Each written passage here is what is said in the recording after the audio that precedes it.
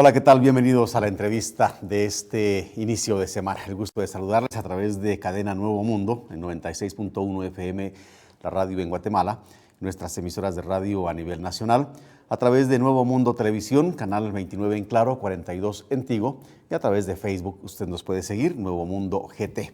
Gracias por estar en sintonía.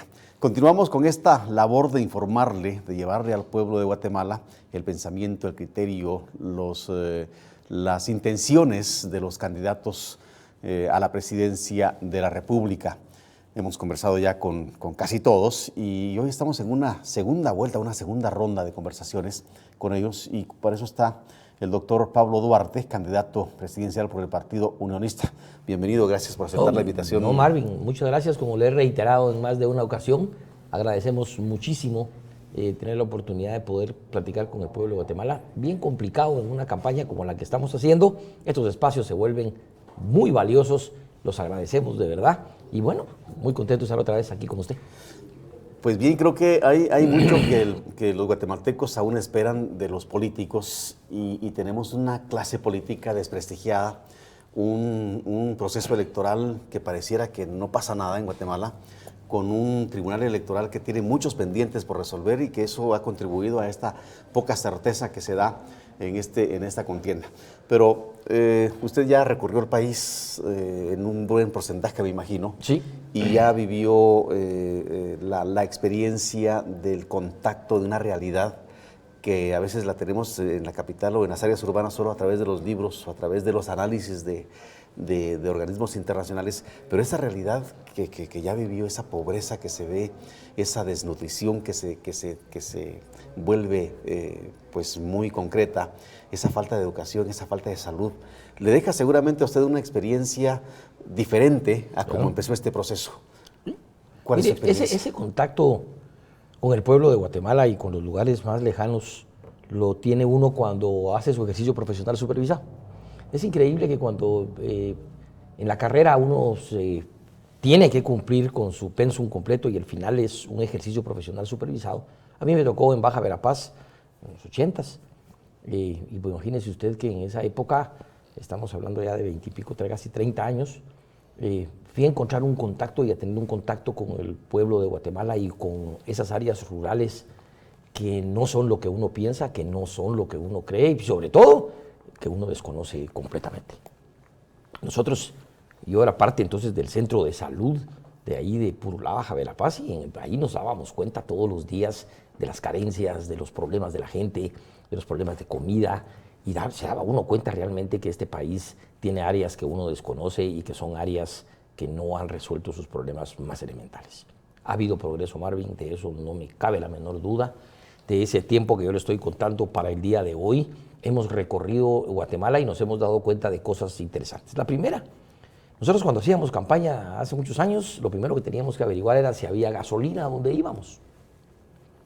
Y si no, teníamos que llevar tambos, porque no había gasolineras. Teníamos que ver si llevábamos comida, porque en algunos lugares no encontrábamos dónde comer, dónde íbamos a dormir. Y en fin, era toda una estrategia de logística para poder resolver el problema de la campaña. Eso actualmente no existe. Usted hay gasolineras en todas partes, hay hoteles en todas partes, hay comida en todas partes y no tiene usted esos problemas y eso obviamente es un avance. Yo creo que nos estamos quedando en niveles de pobreza en los lugares más rurales del país.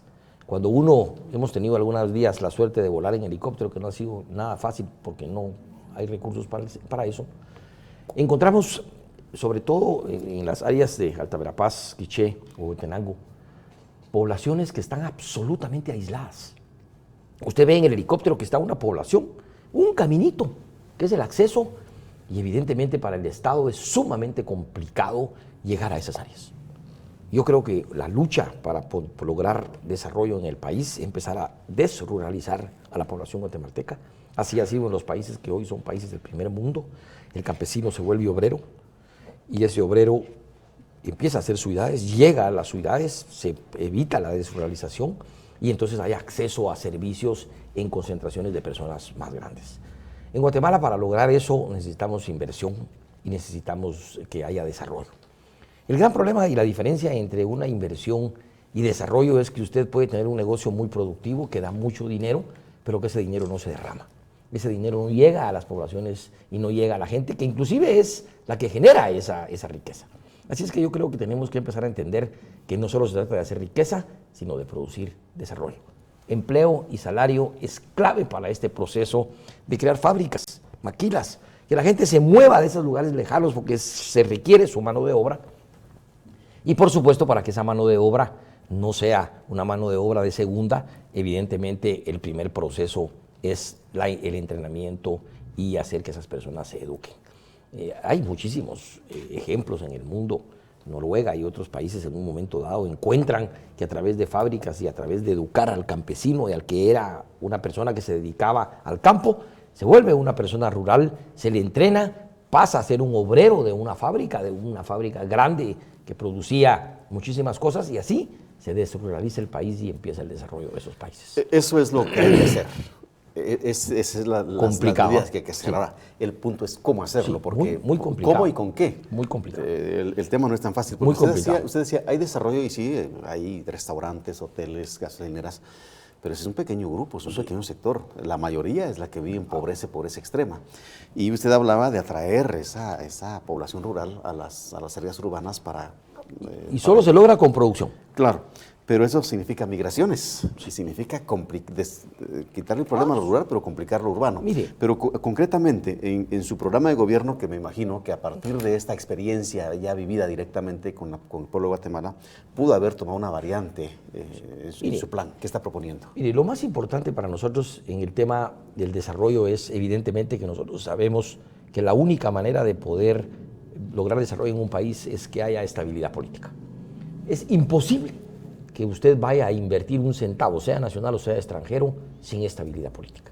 Piense en este momento en un inversionista, en un proceso electoral que no ha terminado de dirimir sus problemas judiciales, en un problema en donde usted hace el recuento de la papeleta y empieza a ver, uy, Dios guarde, y este tiene problemas de este tiene problemas de aquí, la que va ganando tiene problemas judiciales, este es un tramposo que le debe a todo el mundo, por amor de Dios, la gente que de afuera y de aquí dice, no voy a esperar a ver qué pasa, no voy a invertir. Entonces, la primera, estabilidad política. Un gobierno que ojalá lleguemos nosotros al poder para darle estabilidad política a este país, para darle certeza jurídica a este país y empezar un proceso de inversiones grandes que permitan salario y empleo. Cuando hay salario y hay empleo para todos, hay más impuestos. Y esos impuestos aumentan, pero no necesariamente aumentando los impuestos. Mire el ejemplo de Donald Trump. Donald Trump bajó impuestos. ¿Por qué cree usted, guatemalteco, que hoy en día estamos recibiendo más dinero en remesas que nunca? Estamos llegando ya al 12% del Producto Interno Bruto, de 10,000 millones de dólares al año de remesas. ¿Por qué? Porque Donald Trump baja impuestos. Al bajar los impuestos aumenta el número de empleos, porque no va a haber más impuestos, usted se atreve a invertir, va a gastar menos en ese tipo, y esa inversión produce más empleo. Y ese empleo es el que están recibiendo los guatemaltecos y nos están enviando esa enorme cantidad de remesas. Entonces, tenemos que cambiar el sistema que estamos utilizando, tenemos que entender que ayudar a la gente a que invierta es la única manera de producir empleo y trabajo. No hay otra forma de desarrollar un país. Además de eso, empezar a crear zonas francas, empezar a crear maquilas, darle a las maquilas una serie de prerrogativas y de incentivos fiscales que les permitan atraer todas esas maquilas, por ejemplo, de Nicaragua, que no quieren ya estar en Nicaragua por la inestabilidad política que está viviendo. Volvemos al tema, inestabilidad política. Que muchas de esas se fueron de Guatemala para Nicaragua. Hoy vienen para acá, fíjese que se fueron por tema de electricidad. Era muy cara la electricidad en Guatemala, eso ya está resuelto, y se van para Nicaragua. Hoy la inestabilidad política de Nicaragua quiere venir a Guatemala, pero nosotros tenemos ISO, bono 14, tenemos aguinaldo. No importa qué pasa, ese costo, y no estoy diciendo que lo quitemos, Dios guarde, no. Esos logros sociales y de salario guatemalteco deben permanecer. Pero sí hay impuestos que se pueden quitar. Impuestos como el ISO, por ejemplo, que sigue permaneciendo y es un impuesto que produce un costo y le quita competitividad a la maquila. 1 millón de empleos, 1 millón y pico de empleos, dice la maquila, que se pueden conseguir si se logran que esas inversiones vengan a Guatemala.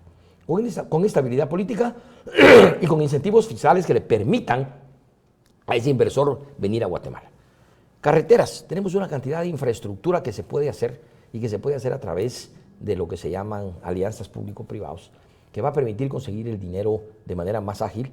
El inversor consigue la plata, la persona que quiere hacer una carretera va al banco y tiene que presentar un estudio que sea tan bien hecho que el banco vea que tiene factibilidad el proyecto, que es bueno y que por lo tanto le da el dinero. Esos tipos de cosas se pueden hacer y otra cosa que es importantísima, todos los proyectos cercanos a una población, debe la población ser parte de ellos. Le pongo un ejemplo. Si hay una hidroeléctrica, el empleado debe ser del lugar.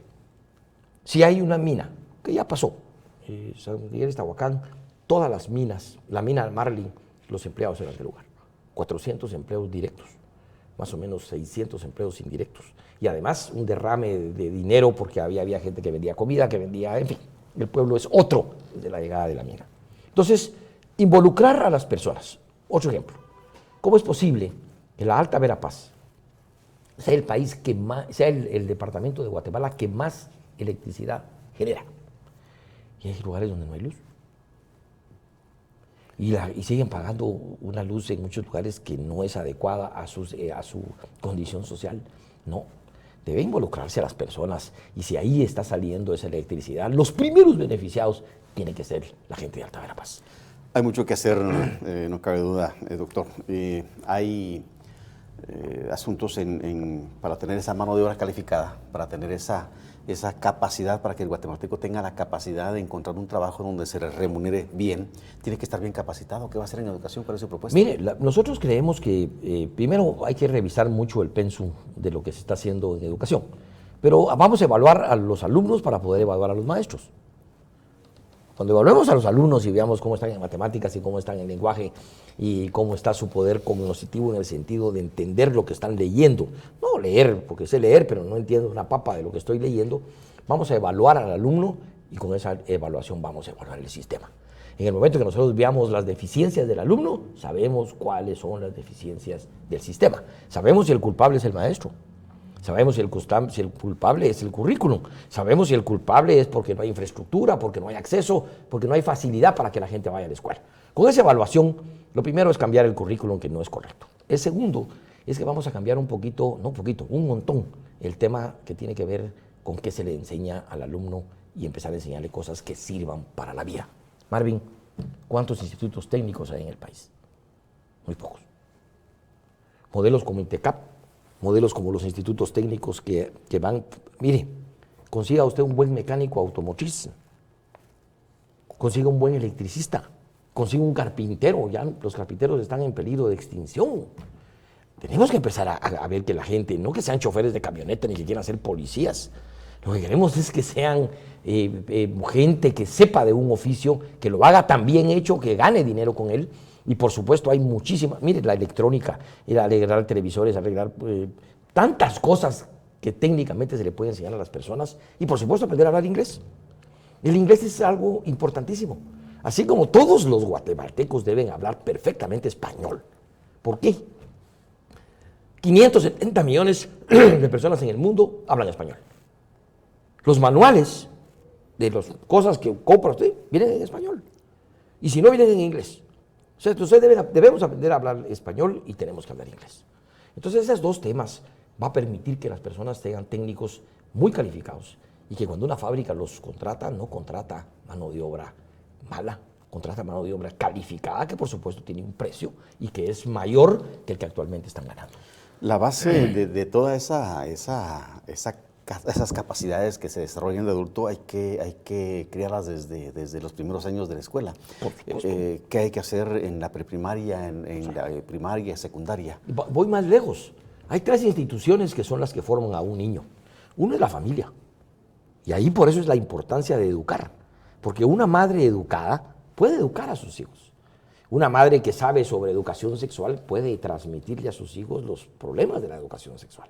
Pero si esa persona no está educada, ¿qué puede enseñarle a sus hijos? Ese es el punto. El otro punto es la iglesia. La iglesia es un pilar de formación y nosotros quisiéramos que todas las iglesias cristianas, sobre todo, porque los guatemaltecos somos cristianos, 95-6% de los guatemaltecos somos cristianos. Y si no más, que las iglesias realmente se involucren en la formación del individuo armarlo moralmente, armarlo espiritualmente, porque a la medida que sean hombres que tengan temor de Dios y que sean mujeres que tengan temor de Dios, evidentemente van a ser buenos funcionarios, van a ser buenos trabajadores, van a ser personas comerciantes honestos, van a ser empleadores que cumplen con la ley. ¿Por qué? Porque están armados y formados espiritualmente como debe ser. Y la tercera es la escuela. Entonces, esas tres instituciones tienen que funcionar perfectamente bien, sincronizadamente, para que el niño sea educado perfectamente bien. Desde pequeño, el niño debe aprender lo que aprendíamos y que no las generaciones de antes, creo que éramos mejores en muchos sentidos que las de ahora, porque se nos enseñaba civismo, amor por la patria, teníamos nuestro lunes cívico, sabíamos cuáles eran nuestros símbolos patrios, trabajábamos en conocer a nuestro país, amar a nuestro país y ser parte de él. Urbanidad. Nos enseñaban educación y buenos modales. Buenos días, nos parábamos cuando entraba el profesor, había respeto por la autoridad. Hoy no hay respeto por la autoridad, Marvin. Los niños sacan a los maestros a patadas de las escuelas. No, de verdad. Entonces yo creo que empezar ese proceso de educación inicial es muy importante. Los institutos técnicos, replicar cosas como el INTECAP y replicarla en muchos lugares del país. Y sobre todo, entender que la universidad pública es una universidad que tiene también que reformarse desde su base y empezar a cumplir con su función. Y que a propósito de la universidad, ya el rector que recién asumió dice que el 5% que le asigna el presupuesto, la Constitución no es suficiente, que quiere un 8%. Sí. ¿Cree que eso habrá que atenderlo en el futuro? A mi querido Murphy le digo que no. Lo que tiene que hacer es eficientar su 5%. Le cuento a los guatemaltecos que la Universidad de San Carlos tiene más presupuesto que la Municipalidad de Guatemala. ¿Cuánta gente tiene la Universidad de San Carlos? Ahora, la diferencia es que la municipalidad cobra arbitrios y ahí se pero mantiene. Con todo, tiene menos presupuesto que la Universidad de San Carlos. Vamos entonces, eficientar rendición de cuentas. Su rendición de cuentas, yo creo que si la universidad rindiera sus cuentas como son, entenderían que hay muchas cosas que están gastando que no son correctas. Vamos a hacer un corte y luego regresamos para seguir hablando con el candidato presidencial por el Partido Unionista, hoy en los estudios de Nuevo Mundo, Pablo Duarte, para hablar con el pueblo de Guatemala. Ya regresamos.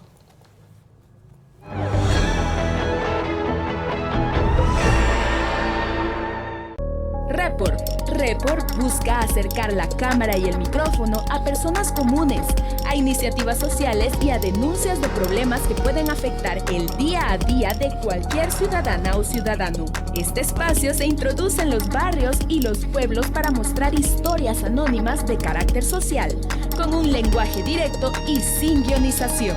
Jueves, a las 16 horas, solo en Nuevo Mundo Televisión. Está en donde usted está. En Nuevo Mundo Noticias hemos habilitado el número 34000062 y si usted es testigo de un hecho noticioso, compártanos fotos y videos vía WhatsApp para que usted sea parte de la noticia.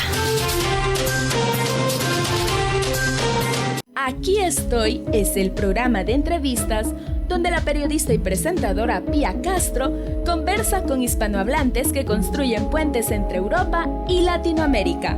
Nos lleva a sus lugares preferidos para responder a las preguntas de cómo han llegado hasta Europa o, por el otro lado, por qué les interesa el continente latinoamericano. Miércoles a las 16:30 horas, solo en Nuevo Mundo Televisión. Una cordial invitación para que nos sigan en nuestras redes sociales como @NovoMundoGT y que nos visite en nuestra página www.novomundo.gt. Plaza Magnolias, un lugar cómodo, práctico y completo para realizar sus compras en Boca del Monte, Quinta Calle 338, Zona 2, Boca del Monte. Contamos con supermercados, oficinas jurídicas, panaderías, área de restaurantes, con comida diversa, farmacias, salones de belleza, servicios financieros, gimnasio y mucho más. Con amplio parqueo para nuestros clientes. Para información de locales disponibles, llámenos al 5424-4260. Plaza Magnolias, 5424-4260. En Forma, una vida sana con alimentación, fitness y belleza son los principales temas que da a conocer En Forma, enfocándose con médicos expertos, cómo tratar enfermedades con medicina tradicional con terapias alternativas, de forma competente y entretenida. Martes, a las 14 horas. Solo en Nuevo Mundo Televisión. TV Agro Centroamérica te invita a conocer detalle a detalle todo lo que sucede en el sector agropecuario de Guatemala.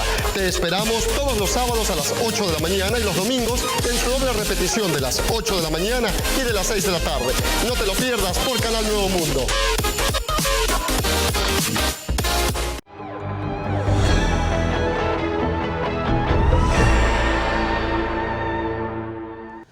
Continuamos conversando con el candidato presidencial del Partido Unionista, Pablo Duarte. Usted nos escucha a través de Cadena Nuevo Mundo a nivel nacional y nos ve a través de la televisión, Canal 29 en Claro y 42 en Tigo. Nos sigue a través de Facebook.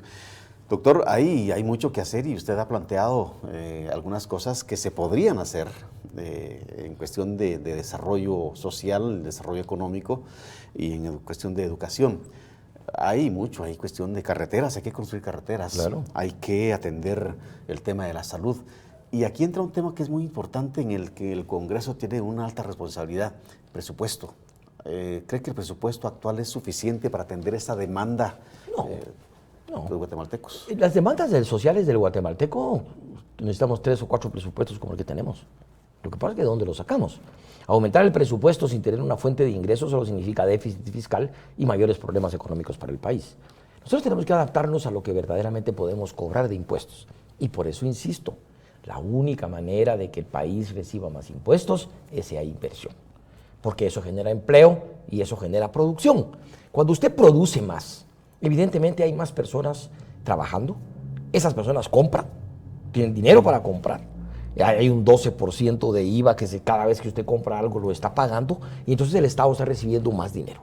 Eso es un círculo maravilloso que usted produce. Al hacer producción, al haber inversión, hay mayor empleo, al haber mayor empleo hay mayor consumo y al haber mayor consumo hay más impuestos. Por lo tanto, el país empieza a desarrollarse integralmente. Pero hay un tema que tenemos, y insisto mucho en él, y es la certeza jurídica y la estabilidad política. Marlin, la mina Marlin, se hubiera quedado 20 años más en el país porque había mineral para que se quedara y se va por la inestabilidad política del país. Y se va porque simple y sencillamente le cambiaron las reglas del juego. Yo lo dije en un foro que estuve, hubo gente decisiva en este tema, el gobierno de Oscar Berger y Eddie Stein empezaron a luchar en contra de la mina y de la inversión extranjera y le cambian las reglas al juego, los obligan a pagar impuestos que no estaban contemplados en el trato original. ¿Eso qué hace? Es un mensaje para los que están afuera, decirles, aquí no vengan a invertir. No vengan a invertir a este país, porque aquí les vamos a decir que van a pagar 8 y a medio camino les vamos a pedir que paguen 16. Entonces, eso lo que ha causado en el país es que la gente no tiene deseos de venir a meter dinero y plata aquí. Cuando usted no hace que un país sea estable, usted es imposible que pueda conseguir quien venga a invertir al país. Número 2, si usted no tiene la infraestructura necesaria, usted no es competitivo. Nosotros todavía estamos en el clásico kilómetro cero de Ubico. Entonces el kilómetro cero que está en el Parque Central y que en el Palacio ahí puede haber uno donde está el kilómetro cero. Ese kilómetro cero significa que yo salgo de aquí para Huehuetenango, pero para ir a Quetzaltenango, para ir a la costa, tengo que regresar al kilómetro cero y del kilómetro cero ir para la costa. Eso por años. No tenemos aquí arriba, no tenemos un montón de carreteras que interconecten los departamentos. Es, por ejemplo, la Transversal del Norte, un intento de eso, en donde usted puede estar comunicado por buenas carreteras fuera de venir a Guatemala. Un ejemplo, la gente que está en el Petén, a través de la Transversal del Norte hay una carretera que pasa por Campur, de Cobán, hasta la Transversal del Norte. Usted puede estar en 4 horas de Cobán, en el Petén, en Cobán. Turismo, comercio, pero la carretera tiene que ser de 2 carriles de cada lado mínimo, para no encontrar los embotellamientos que tenemos. Haga usted la cuenta, guatemalteco, de cuántos kilómetros recorre usted para ir de aquí a Escuintla y cuántas horas hace. ¿Qué propone Pablo Duarte para resolver ese Mire, el tema de la infraestructura de carreteras, que tiene que ver un poquito con lo que te digo de la desruralización del país. El tema de las carreteras es un tema que tiene que hacerse ya hay estudios ya hechos. Mire, Fundesa hizo un estudio muy importante sobre la cantidad de carreteras que necesitamos e inclusive la interconexión de esas carreteras. Nosotros no aprendemos de la historia y no leemos de la historia. Alemania es lo que es, y si usted quiere, mucha gente protestará sobre lo que voy a decir, pero es la verdad. Hitler dejó un sistema de carreteras, entre las que hizo y las que diseñó, que intercomunican toda Alemania de manera perfecta, con autopistas, con vías rápidas. Ahí dejó el plan maestro y hizo muchas de ellas. Ese plan maestro está hecho ya en Guatemala, mucha gente lo ha hecho. Ya le digo, ahí están los estudios. Es cuestión de hacer dos cosas. Primero, encontrar la forma de financiarlo. Como le digo, las alianzas públicas-privadas es una manera de hacerlo. Y el otro tema es realmente ver si esas carreteras que estamos interconectando podemos no solo hacer la carretera, poner al llegar en esa carretera una fábrica, poner un polo de desarrollo en esa carretera que nos permita que la gente de esa área esté trabajando sin tener que moverse. La migración a Estados Unidos no es tan grande como la migración que tenemos del interior del país a la ciudad capital. En el tema de seguridad, ¿qué está proponiendo? Porque también para dar certeza jurídica y para que venga inversión hay que ofrecerle seguridad. Claro. Mire, la seguridad es un tema terrible y es un tema que de verdad nos preocupa muchísimo. Pero déjenme hacerles un pequeño resumen. El Estado es un invento del hombre. Y el hombre inventa el Estado no por sus bondades, sino por sus maldades. La gente empieza a ver, hace muchos años, muchísimos años, siglos, que había gente que le robaba, que se iba por sus mujeres, que se llevaba a las mujeres, que le robaba sus productos, sus chivos, sus animales. Y deciden unirse para empezar a crear una fuerza organizada para evitar esos problemas que tenían. Así, primigeniamente, nace el Estado. El Estado entonces se hace en una buena parte para darle seguridad al ciudadano. Pero nos hemos ido perdiendo en el tema de la seguridad y se nos han olvidado cosas que son elementales. La primera es, la primera línea de defensa de un país es el ciudadano. La primera línea de defensa. Mire, usted pone rejas, compra chuchos, paga policías privados, pone ribor y calambres espigados encima de su casa. Y usted está empezando a hacer una serie de cámaras. Usted empieza a hacer una serie de cosas para protegerse a sí mismo. Esa es la primera línea de seguridad. Enseña a los niños y los educa. No abras la puerta si no sabes quién está tocando. Empieza usted la primera línea de seguridad. Mire las colonias en la ciudad. Todas cerradas. Y eso es un esfuerzo propio de las personas y de las comunidades para empezar a dar seguridad. Esa primera línea de defensa está mucho más desarrollada en otros países. Por ejemplo, en Estados Unidos, que lo vamos a implementar durante nuestro gobierno, la defensa personal, la defensa legítima personal de su vida y de sus bienes está despenalizada. Eso significa que si usted a alguien quiere agredirlo, que si usted entra a alguien a su casa a querer robarle y usted le dispara y lo mata, no lo pueden meter a la cárcel. El presidente Bolsonaro de Chile acaba de bajar en 27% la criminalidad en Brasil. Imagínense lo que significa bajar en Brasil 27% de crímenes. ¿Cómo lo hizo? Permitió que los brasileños puedan portar armas de fuego. Era restrictivo la ley en Brasil y él abre la posibilidad de que los brasileños puedan defenderse a sí mismos con un arma de fuego y empieza esa primera línea de defensa y empieza a descender la criminalidad. Chicago, Houston. En Chicago, la misma cantidad de población que en Houston. Ganan más o menos la misma cantidad de dinero. Son más o menos la misma cantidad de población. Y son más o menos homogéneos. La misma cantidad de hispanos, la misma cantidad de afroamericanos. Los dos. Entonces hicieron una comparación de sus niveles de delincuencia. En Chicago la delincuencia es casi 70% mayor que en Houston. ¿Cuál es la diferencia?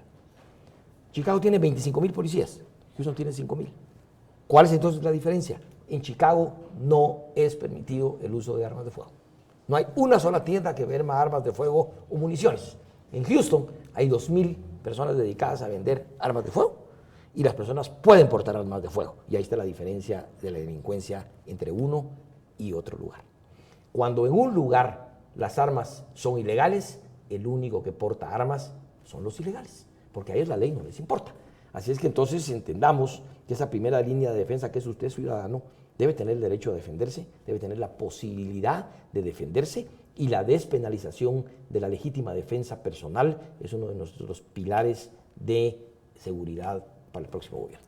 ¿Y cuál es la segunda línea de seguridad? La segunda línea de seguridad es el Estado. Y entonces ahí está la policía y está el ejército. Mire, he oído muchísimo a candidatos decir, voy a sacar el ejército a la calle. Muy bien, qué bonito. ¿Qué van a sacar a la calle? ¿Sabe cuántos hombres tiene el ejército? El ejército tiene actualmente, y tengo mis dudas, 12.500 soldados. Estos son oficiales y especialistas. ¿Qué van a sacar a la calle? Y de esos 12.500 hombres que le estoy hablando, está Marina, no los puede sacar a la calle. Está Fuerza Aérea, no los puede sacar a la calle. Entonces resulta usted que va quedando un número reducido de soldados, pero que además tienen una función. Ese número reducido de soldados que va quedando tienen funciones constitucionales que tienen que cumplir, que es cuidado de fronteras, que es la lucha de defensa de nuestras fronteras y de muchas de las cosas que tienen que ver con soberanía, que es que no nos roben los bosques, que no nos invadan en lugares donde otros países están entrando a llevarse nuestras cosas. Entonces también los va a sacar y los van a venir a la calle. ¿Y sabe cuando dicen los voy a traer a la calle? ¿Qué lo están diciendo? Los voy a traer a la ciudad capital. Esa es la oferta. Ahora, el tema es que... No, ¿sabe cuántos policías hay? 30.000 policías contra 12.500 soldados. Lo que usted tiene que hacer es aumentar el número de policías dependiendo de la población de cada lugar. Número 2, entrenarlos y equiparlos debidamente. Y tener 2 grupos de abogados. Un grupo de abogados del Ministerio de Gobernación dedicados a defender al policía que cumple, que hay muchos que cumplen con su trabajo, y que se disparan, y que si hacen algo en contra de un delincuente, no vayan a la cárcel.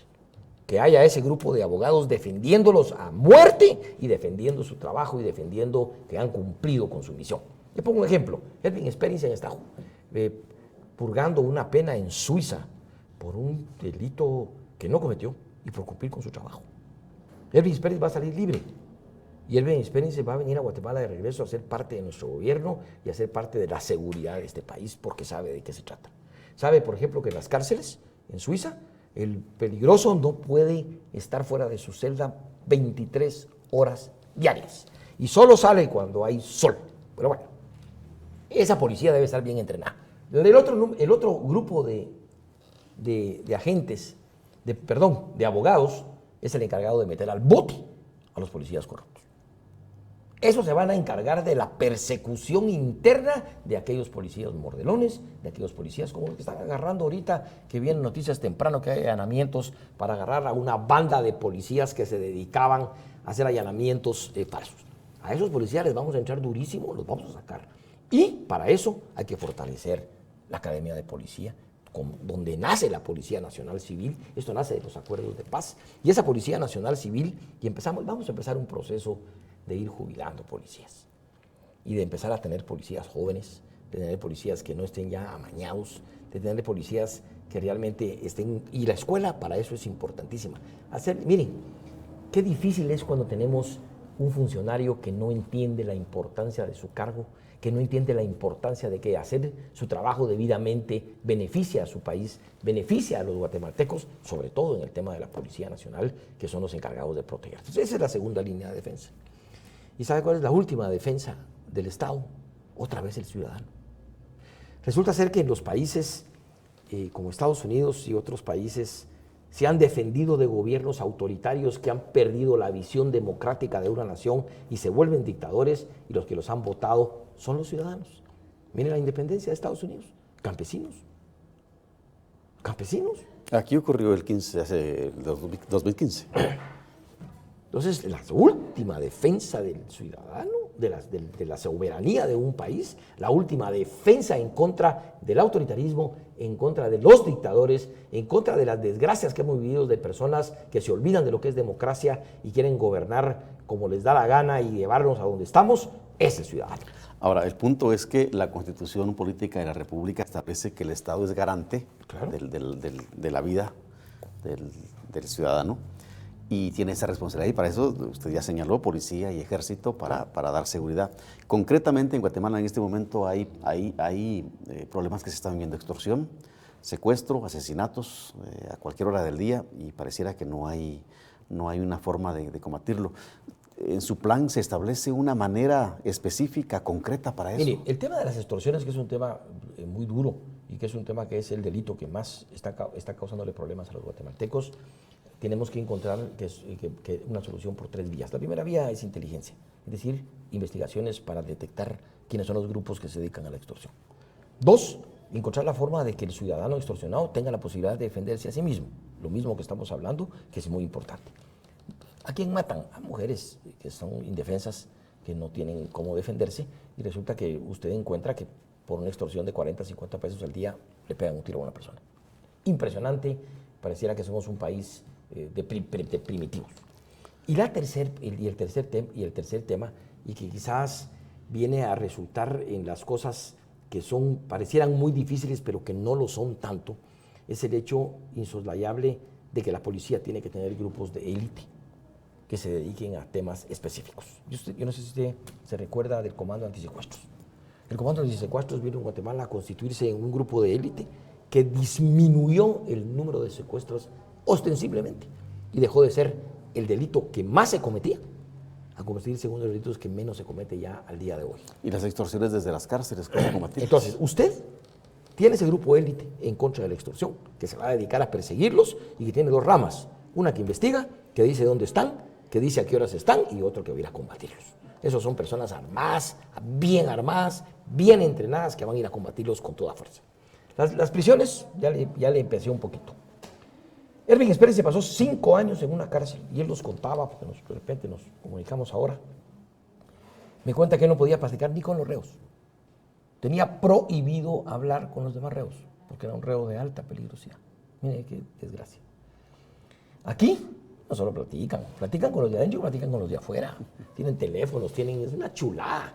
De verdad, increíble. Las cárceles de alta seguridad, presos 23 horas en su cárcel, en su cubículo, solos, 23 horas. No tienen acceso a ninguna forma de comunicación, y ahí vamos a encontrar la fórmula que es otra vez alianza público-privada. Vamos a hacer cárceles hechas por la iniciativa privada, con fianzas por cada preso. Si un preso se escapa, pagan fianza. Y va a ver usted que ese dolor que se le va a causar a los presos de que no estén en un centro recreacional los va a hacer pensar en delinquir. Vamos a hacer una nueva pausa. Estamos conversando en Nuevo Mundo con el candidato presidencial por el Partido Unionista, Pablo Duarte. Estamos a través de la cadena Nuevo Mundo y a través de la televisión. Nos sigue a través de las redes sociales en Facebook, Nuevo Mundo GT. Ya regresamos.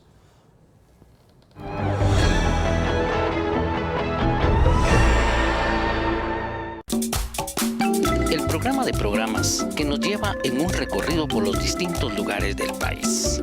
Antología Chapina, el programa de la provincia, en donde podemos disfrutar de las bellas tradiciones y costumbres, así como de la sabrosa gastronomía del país más bello del mundo, Guatemala. Sintonícenos todos los domingos a las 8:30 de la mañana y su repetición los sábados a la misma hora. ¿En dónde más? Por supuesto, en Nuevo Mundo Televisión, voz y corazón de Guatemala.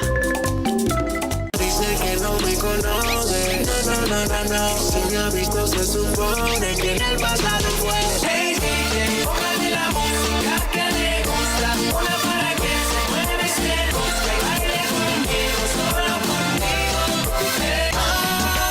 Ay, ¿qué me has hecho que hasta perdí la razón? Hoy he venido a confesarte.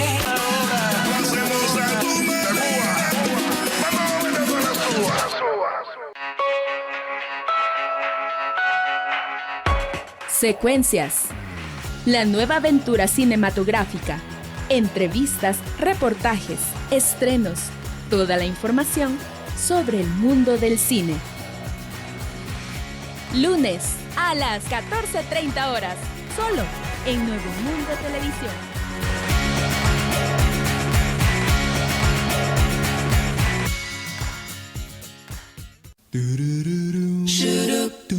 Si amas los 90s. Y ahora estoy aquí, queriendo convertir los campos en ciudad. Eva María se fue buscando el sol en la playa. Cosa más bella que tú. Esta es tu radio. Romántica 105.3. Gracias por existir. Visión Futuro. Visión Futuro les acompaña semanalmente en el fascinante viaje por el mundo de la ciencia, el magazine para quienes quieren conocer nuestro universo y su funcionamiento. Lunes a las 14 horas.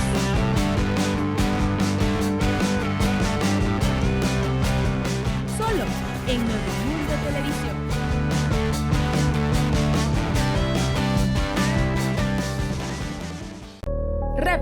Report busca acercar la cámara y el micrófono a personas comunes, a iniciativas sociales y a denuncias de problemas que pueden afectar el día a día de cualquier ciudadana o ciudadano. Este espacio se introduce en los barrios y los pueblos para mostrar historias anónimas de carácter social, con un lenguaje directo y sin guionización.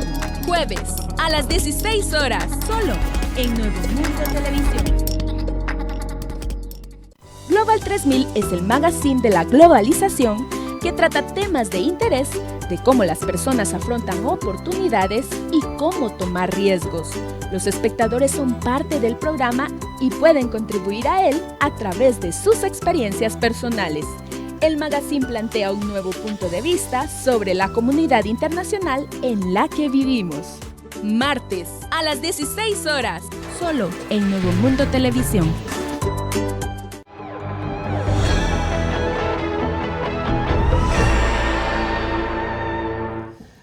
Continuamos conversando con Pablo Duarte, candidato presidencial por el Partido Unionista. Nos escucha a través de Cadena Nuevo Mundo a nivel nacional y nos ve en la televisión a través de Canal 29 en Claro y 42 en Tigo. Doctor, hay temas que yo espero que no nos queden pendientes porque es importante hablar de salud. Hay que darle acceso a salud de calidad a los guatemaltecos. Primero, empecemos por el principio. La salud es comida. Es comida. Usted no puede pretender que alguien esté sano si no tiene que comer. Y no puede pensar en alguien sano si encima come mal.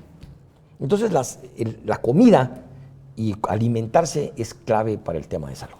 Aquí nosotros tenemos dos partes que queremos ver. Primero, la identificación de aquellos lugares donde verdaderamente pudiera haber desnutrición crónica. Y dos, encontrar vías rápidas para empezar a alimentar a los niños como primera instancia, que no alcanza, porque los adultos también comen. Y es, como ya les habíamos platicado, tener un desayuno escolar, que coman 2 tiempos de comida en la escuela y que ese niño, por lo menos que se está formando y está creciendo, tenga esa ingesta proteínica que es tan importante. La comida es dinero, y el dinero es salario y empleo. Entonces, entendamos, en salud, en educación y en muchos temas, el salario y el empleo son importantísimos. Número 1. Número 2, hablando propiamente del sistema como lo tenemos conceptualizado actualmente, encontramos que el modelo de atención es absolutamente deficiente. ¿Y por qué?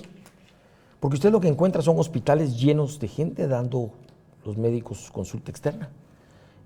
Váyase temprano, ya lo hice yo a las 4:30 de la mañana al hospital y voy a encontrar una cola de 2 cuadras o más, donde la gente está esperando entrar para poder recibir consulta externa. Eso no puede ser. Nosotros tenemos que encontrar, le pongo un ejemplo de zona 18. La zona 18 debe tener un centro de salud tipo A. La zona 18 es una ciudad dentro de la ciudad. No haga que la gente se mueva de la zona 18 a la zona 1 o a la zona 12 para conseguir salud. La zona 18 debe tener un centro de salud grande en donde puedan atenderse partos, en donde puedan atenderse fracturas, suturas, y donde se dé consulta externa para que la persona salga con su medicina y no tenga problemas de movilización. Eso es clave para la primera nivel de atención de salud. Y así como le estoy hablando de la zona 18, le estoy hablando del área de Choarrancho, le estoy hablando de todos los municipios de este país. Deben tener un hospital. Y deben tener un hospital. Entonces los hospitales grandes se convierten en hospitales de referencia. ¿Qué quiere decir eso? Que eso que no puedo resolver en ese centro de salud grande, porque ya es un baleado, porque es una persona con un cáncer, con una enfermedad que no puedo resolver ahí, entonces lo refiero a los hospitales grandes. Y el hospital se convierte en un hospital de referencia que solo recibe todos aquellos casos que no se pueden resolver localmente. Ese es un punto clave. No vamos, oiga bien, a permitir que nadie entre al sistema de salud como médico, como enfermera o como sea, si primero no pasa 2 años en el área rural prestando ese servicio. El médico se gradúa y quiere conseguir un puesto aquí pegado a su casa. Pues no. Si quiere trabajar en el sistema de salud, van a tener que servir 2 años afuera. Y después, que pidan su traslado y que pidan lo que quieran, probablemente no se trasladan. Probablemente se van a quedar a vivir a donde fueron porque van a entender que pueden ganar plata, que pueden hacer un servicio donde fueron. Se encariña uno con los lugares y se hace parte de ellos. Eso es un tema que tenemos hacinamiento de médicos en áreas. ¿Por qué cree que tenemos tanto médico cubano en Guatemala? Porque los médicos guatemaltecos no quieren ir al área rural. ¿Programas sociales? ¿Se van a continuar con los programas sociales? Mire, hay varios programas sociales que vale la pena replantear y mantenerlos. Uno es fertilizante. Volvemos, comida. El programa de fertilizantes es un programa que bien hecho puede verdaderamente proporcionarle a los guatemaltecos una forma de producir más y mejor. No tenemos que inventar el agua azucarada. Las cooperativas en el país con las que ustedes pueden hacer convenios y pueden hacer tratos muy importantes pueden servirle para ese programa. Las cooperativas son importantísimas en este tema. También tenemos iglesias y tenemos organizaciones dentro del país que pueden ayudarle a usted a trabajar con esos programas, y no solo el programa de fertilizantes, programas de salud, programas de educación. Usted debe encontrar aliados en el interior del país que lo puedan ayudar a llevarlos a cabo. Ese es un programa que debe mantenerse. No vamos a eliminar todos aquellos programas clientelares en donde lo que se está haciendo es comprando la voluntad de la gente, entregando bolsitas que no la sacan de la pobreza y que simple y sencillamente sirven para eso, tener un listado de personas que voy a usar en un momento dado en un proceso electoral. Así es que esos programas los vamos a revisar mucho y vamos a cambiarlos por programas en donde las gentes puedan producir ellos mismos mayores alimentos y mejores cosas, haciendo un esfuerzo también personal. Ese paternalismo del Estado, en donde todo se regala, créanme sinceramente que lo que hace es empobrecer más a una nación. Los programas sociales deben existir como debe existir el brazo subsidiario del Estado en temas como transporte. Los niños no tendrían por qué caminar para ir a la escuela. Esos programas son importantes. Que usted sepa que el niño tiene un transporte que lo lleva de su aldea a donde está la escuela. A 5 kilómetros, que no camine, que vaya a la escuela en un bus, que es un programa social que es parte de un programa integral de salud. El niño no tiene por qué tener problemas con sus zapatos o con sus uniformes. Hay cosas que tiene que darle el Estado, pero no regalar cosas como lo están haciendo actualmente, que para lo único que sirve, como lo repito, es para convertir a la gente en haragana. En el tema de política exterior, ¿cuál es su plan?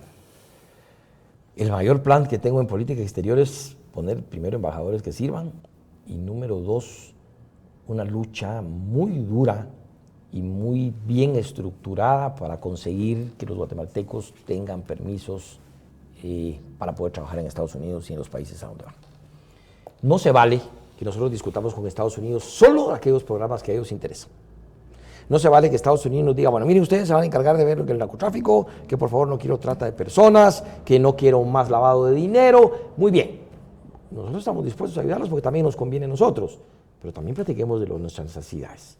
Nosotros queremos que el guatemalteco que esté en Estados Unidos, ese migrante que es héroe, porque es un héroe, tenga la posibilidad de tener permisos temporales de trabajo que le permitan trabajar con tranquilidad, que le permitan ahorrar, que le permitan regresar a Guatemala con plata para emprender algo aquí en el país y no andar con el pisto entre los calcetines, a salto de mata, y con el miedo de que mañana lo agarran en un campo, en una fábrica, y de la noche a la mañana está de regreso en Guatemala, de donde se fue, porque no tenía oportunidad. O sea que relaciones exteriores y hay otro tema, una revisión exhaustiva de los convenios y tratados que ha firmado el país. Aquí firmamos lo que nos ponen enfrente y tenemos barbaridades de las que vamos a salir. Vamos a denunciar el convenio 169 de pueblos indígenas y tribales. Solo ha servido para empobrecer a los pueblos indígenas en Guatemala. Número 2, vamos a revisar nuestra relación con la Comisión Interamericana y la Corte Interamericana de Derechos Humanos.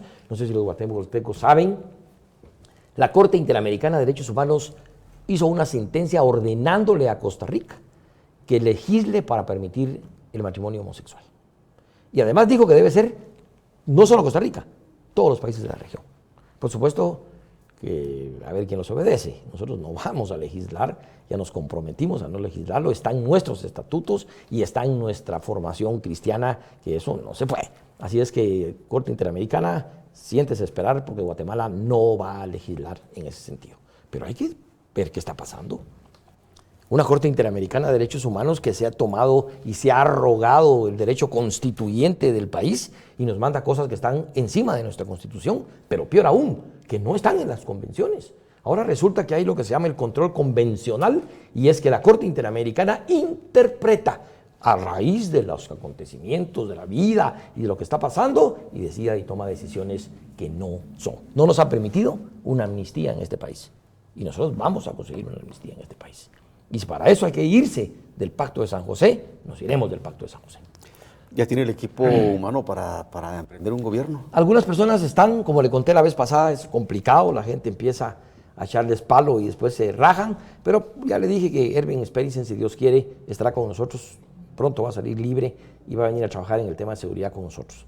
Félix García Galón, lo vamos a sacar de su comodidad, que no es comodidad porque trabaja mucho, pero sí de pedirle unas buenas horas al día para que nos ayude con el tema de infraestructura y empezar a diseñar todo ese proceso de la infraestructura, no solo en carreteras, sino en escuelas, en centros de salud que necesitamos en el país. Tiene una amplísima experiencia, recuérdese cómo rehabilitó las carreteras de este país en 4 años de gobierno, construyó muchísimas carreteras y si hubiéramos tenido continuidad en el gobierno, se hubiese podido conseguir que termináramos ese proceso que él había empezado.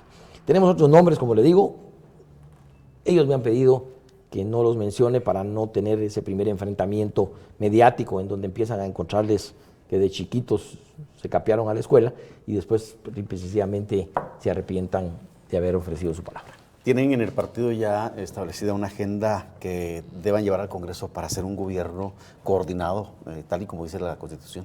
Mire, nosotros consideramos primero, y tal vez la cosa más importante es que tenemos que respetar lo que es la separación de los poderes. Debe haber una separación de los poderes real. La coordinación es importante, pero es más importante la separación de los poderes. Número 2, restablecer el tema de los pesos y contrapesos. Se perdió en Guatemala el tema de pesos y contrapesos. Actualmente, hay una Corte de Constitucionalidad omnímoda, absolutamente por encima de la ley y por encima de todo, que es la que está decidiendo por todo lo que pasa en este país. Si usted despide a un chofer, el pleito termina en la Corte de Constitucionalidad. Eso no puede ser. No puede ser.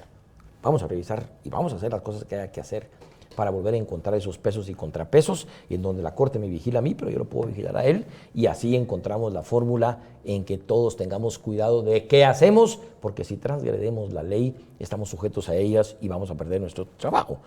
Yo le recuerdo a usted que el Estado tiene un apellido y es Estado de Derecho. Venezuela es un Estado, Cuba es un Estado, Corea del Norte es un Estado, Nicaragua es un Estado, pero no es un Estado de Derecho. ¿Por qué? Porque el dictador no está sujeto a la ley. El gobernante y el gobernado deben estar sujetos a la ley en un Estado de Derecho. Y para que eso suceda, evidentemente tiene que existir el tema de los pesos y los contrapesos, que es quizás uno de los pilares fundamentales de una república y que es la única manera de funcionar. Así que sí tenemos en la cabeza muy metido hacer una refundación de los temas, sobre todo en el tema de justicia. En esta refundación y tomando en cuenta el rol que está jugando la Corte de Constitucionalidad en este proceso electoral, en donde tiene unos pendientes todavía de resolver con algunos candidatos, y volviendo al tema puramente del proceso electoral, ¿cómo ve el papel que está jugando la Corte y cuál debería ser su papel? Terrible, terrible. Mire, y poniendo temas puntuales, intentaron que Álvaro Arzú Escobar no pudiera asumir la presidencia del Congreso, falseando la ley y haciendo una sentencia que tenía suficiente jurisprudencia y obligaron a una segunda elección. O sea que él ha sido electo presidente del Congreso 3 veces. Por otro lado, el tema Suri. Mire, es una cadena perpetua. Cadena perpetua. Y lo digo no porque vénganse conmigo los de Suri, no. Lo digo porque yo fui fundador del FRG y yo peleé por la candidatura del general Ríos Montt. Entonces, si yo pensaba y creía, y como lo sigo creyendo, que General Ríos podía participar en las elecciones, ¿cómo voy a pensar que Suri no puede? O sea, una barbaridad. El hecho de haber apuntalado a algunos y descalificado a otros sobre el mismo caso, solo nos dice que los criterios no son legales, que los criterios no son en apego a la ley, y por supuesto la Corte de Constitucionalidad tendrá que rendir cuentas en su momento de todas las barbaridades que ha hecho. ¿Cree que hay que refundarla? Hay que, por supuesto. La Corte de Constitucionalidad, y ahí Roberto Villeda, que fue presidente de SEDECOM, lo dice muy bien. La Corte de Constitucionalidad debe dedicarse a temas eminentemente constitucionales. ¿Lo haría en su gobierno? Por supuesto. Y eso significa, de alguna manera, empezar a pensar en una Asamblea Nacional Constituyente y en reformas a la Constitución, las que puedan hacerse sin Asamblea, pero uno de esos temas es el tema de justicia, es un tema de hacer también una nueva ley electoral y de partidos políticos. Nosotros mantenemos la idea de que debe dividirse el proceso electoral en 3 instituciones, una que es la que hace el documento de identidad y crea el padrón electoral. El ciudadano debe estar empadronado de oficio en el momento que se convierte en ciudadano. 2, una institución que hace las elecciones. Eso es un instituto, o como usted quiera llamarle, que hace todo este proceso de mesas, de juntas electorales, y hace y organiza el sistema electoral. Y 3, una corte que se dedica a los problemas jurisdiccionales. Cuando el registro de ciudadanos a nosotros va en contra de lo que nosotros queremos y vamos a la corte, nunca ganamos. ¿Por qué? Porque estamos metiéndole a la corte, al Tribunal Supremo Electoral, perdón, le estamos diciendo, mire, hágame favor, este es su empleado, me fregó. Entonces siempre le dan la razón al empleado. Por eso es que debe estar separado el tribunal del tema de organización de las elecciones y del tema del documento de identidad. 3, y eso necesita una reforma constitucional. Con este sistema de ley electoral, con este sistema de partidos políticos, con este sistema electoral, el país no va para ninguna parte. Doctor, un minuto para dirigirse al pueblo de Guatemala en un mensaje que creo que estamos a 20 días del gran evento y esperamos que el guatemalteco acuda con la plena conciencia de la responsabilidad que tiene. Le pido a los guatemaltecos que vayan a votar el 16 de junio. Eso es el punto número 1. Vayan a votar. Nosotros les recomendamos que voten por el Partido Unionista, que voten en las 5 papeletas por el Sol. El Sol es unionista y Arzú es unionista y nosotros queremos que ustedes sepan la importancia que tiene su voto. El voto es un sueño. El voto es una manera en que usted va a depositar en una urna un sueño que hasta le puede parecer imposible. Si usted va a votar, usted lo que está haciendo es no permitiendo que otros decidan por usted, número 1. Número 2, está poniendo su confianza en un nuevo gobierno. Así es que, mis estimados amigos, estimados guatemaltecos, 16 de junio hay que ir a votar. 16 de junio hay que acercarse a las urnas, agarre a su mujer, agarre a sus hijos, agarre a sus amigos, vaya a votar temprano, después váyase a desayunar, pero vote, cumpla con esa obligación ciudadana y sobre todo, entienda, el voto es la única manera de llevar a las autoridades que pueden cambiarle la vida y pueden cambiar el desastre en el que se ha convertido nuestro país. Soñemos, vamos a votar. Muchas gracias. Gracias por aceptar la invitación. No, hombre, siempre estamos a la orden, Marvin. Muchas gracias a Nuevo Mundo por tenernos siempre con ustedes, de tener la oportunidad de comunicarnos con los guatemaltecos. Muchas gracias. A usted, gracias por sintonizarnos a través de Cadena Nuevo Mundo. Gracias por sintonizar Nuevo Mundo Televisión y seguirnos a través de nuestras redes sociales en Facebook Nuevo Mundo GT. Hoy estuvimos conversando con Pablo Duarte, candidato presidencial por el Partido Unionista. Soy Marvin Roblero. Hasta la próxima entrevista.